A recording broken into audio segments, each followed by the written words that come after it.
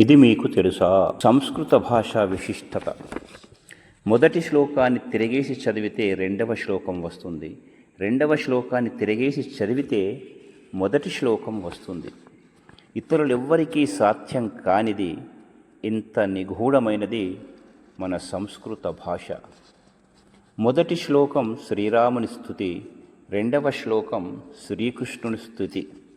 ఇక శ్లోకంలోనికి వెళితే, తంభూసుతాముక్తి ముదారహాసం వందేయతో భవ్య భవం దయాశ్రీ.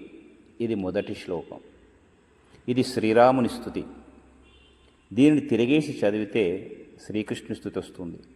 శ్రీ యాదవం భవ్యబతోయ దేవం సంహారధాముక్తి ముతాసుభూతం.